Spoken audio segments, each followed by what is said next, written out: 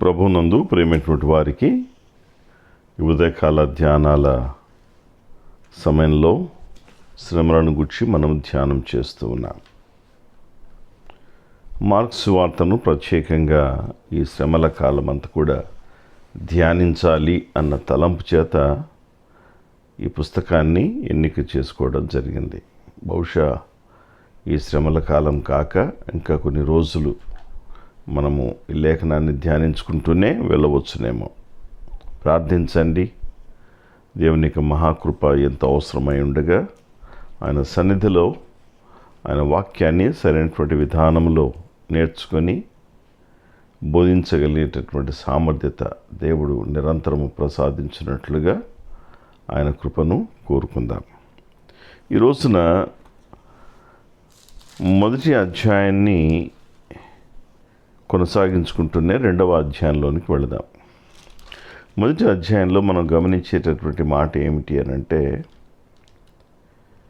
24వ వచనం, ఆయన నానావిధ రోగముల చేత పీడింపబడిన అనేకులను స్వస్థపరచి అనేకమైన దయ్యములను వెళ్ళగొట్టెను. ఈ మాటలు వింటూ ఉన్నప్పుడు యేసు ప్రభు చేసినటువంటి స్వస్థత కార్యాలు మనకు కనిపిస్తాయి. యేసు క్రీస్తును చూసేటటువంటి కోణం కూడా ప్రత్యేకంగా అగుపిస్తుంది.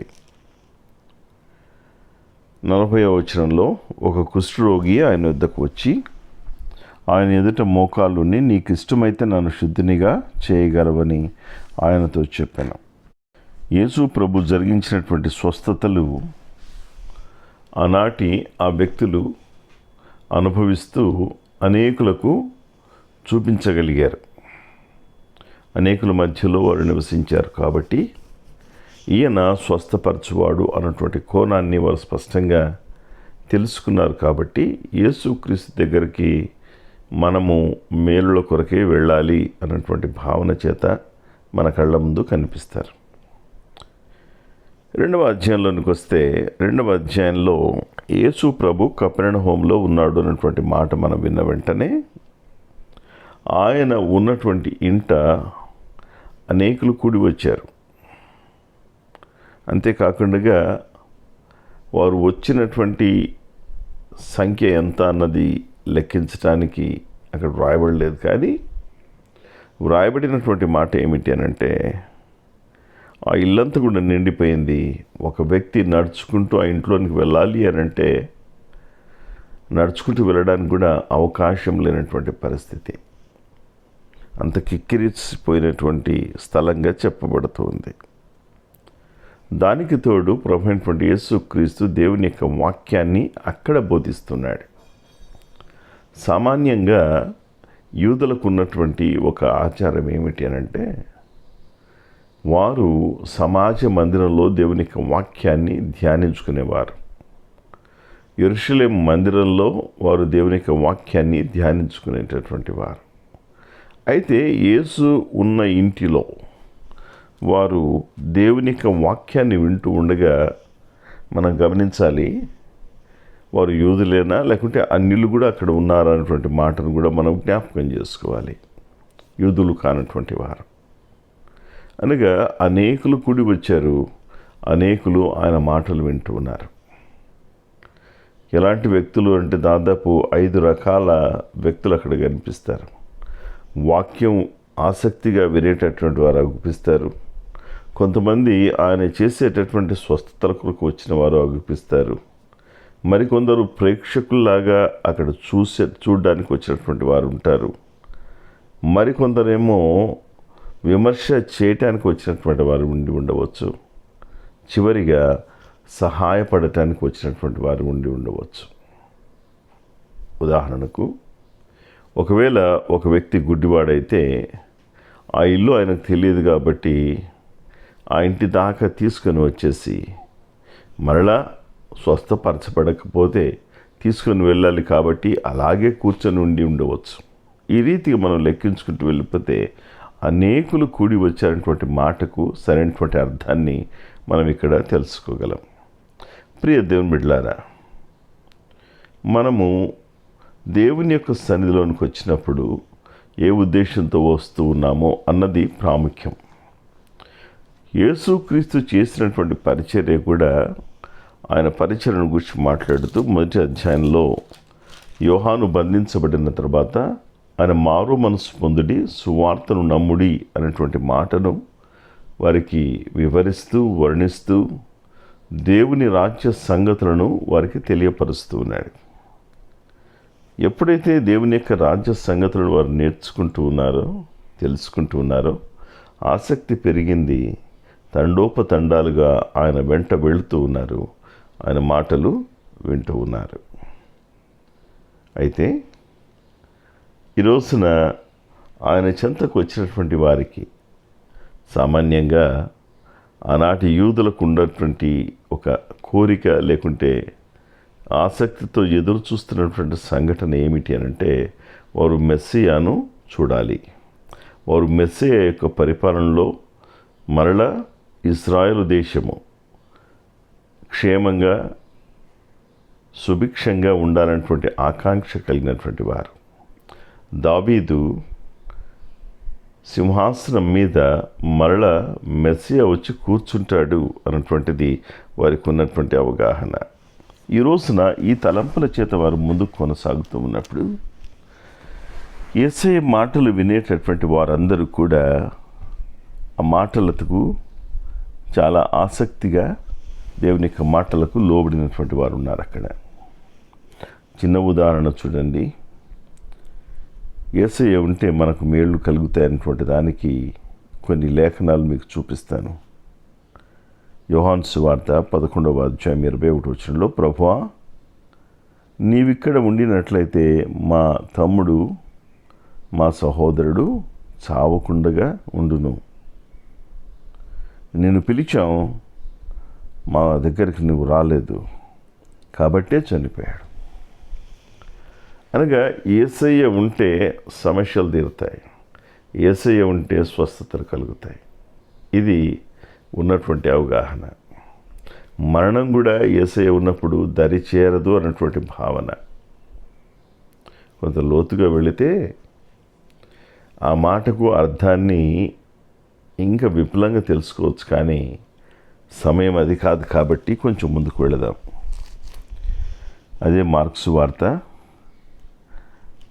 5వ అధ్యాయం 27-28 వచనాల్లో, 12 సంవత్సరాలుగా రక్తస్రావాన్ని అనుభవిస్తున్నటువంటి స్త్రీ అంటున్నటువంటి మాట, నేను ఆయన వస్త్రపు చెంగును తాకితే చాలు, ముట్టితే చాలు, బాగుపడతాను. అవునండి, వాస్తవమేది. యేసయ్య జరిగించినటువంటి స్వస్థతల్లో కూడా ఇవి స్పష్టంగా కనిపిస్తాయి. ఆయన నేల మీద ఉమ్మి వేసి ఆ బురద చేసి ఆ గ్రుడ్డివాని కన్నులకు పూయగా స్వస్థత కలిగింది, కంటి చూపు తిరిగి వచ్చింది. ఇలాగ చెప్పుకుంటూ వెళితే ఎన్నో సంఘటనలు లేఖనాల్లో కనిపిస్తాయి. కానీ మనం ఈ 2వ అధ్యాయంలో గమనించినప్పుడు, చదువుతున్నాను గమనించండి, కొందరు పక్షవాయువు గల ఒక మనుషుని 4 చేత మోయించుకొని ఆయన దగ్గరికి తీసుకుని వచ్చేసారు. ఆయన దగ్గరికి వచ్చారు అన్న మాటలో మరి ఉద్దేశం అంతా కూడా ఆయన బాగు కావాలి, స్వస్థపరచబడాలి. ఇక ఎన్నడూ కూడా ఆయన పడకలో ఉండాల్సినటువంటి ఆవశ్యకత లేదు.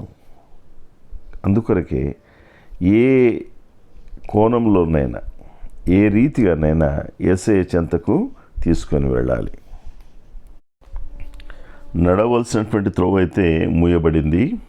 కారణం ఇదే కదా, అత్యధికమైనటువంటి సంఖ్యలో జనులు అక్కడ గుమికూడినటువంటి కారణం చేత, ఆ ఇంట్లో ఉన్నటువంటి కారణం చేత యేసు చెంతకు సరాసరిగా వెళ్ళే త్రోవ మూయబడింది.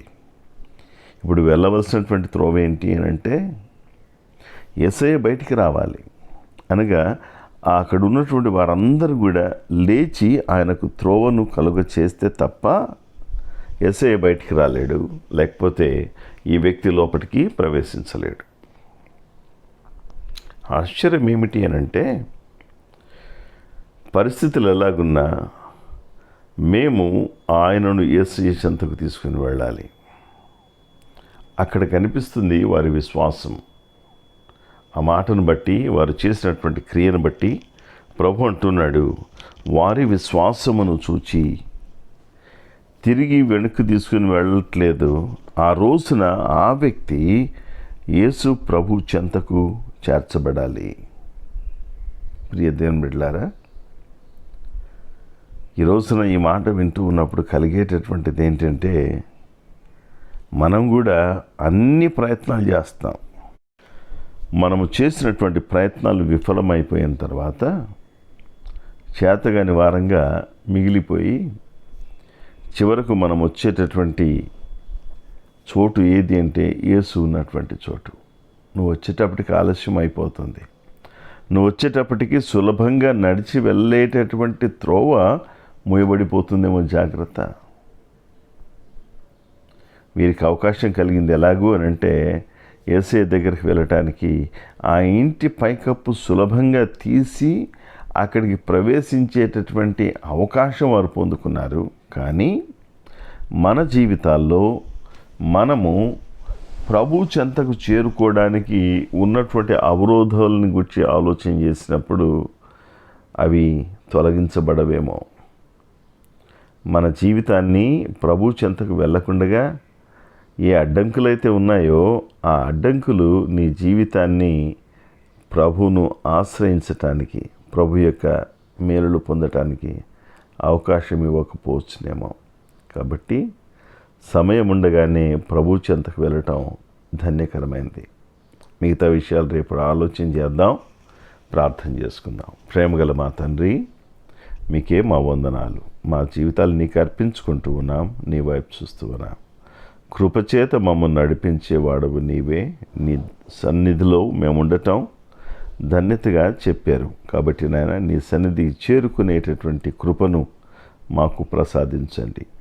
ఇది నాన్న, ఈ మాటలు మా జీవితాల్లో ఫలింప చేయమని, నీ కొరకు జీవించటంలో మాకు నేర్పమని మమ్మల్ని నీ చేతికి సమర్పించుకుంటూ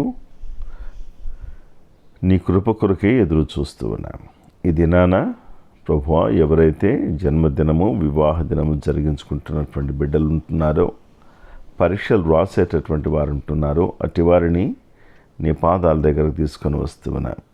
దర్శించండి, దీవించి నడిపించమని కోరుతున్నాం.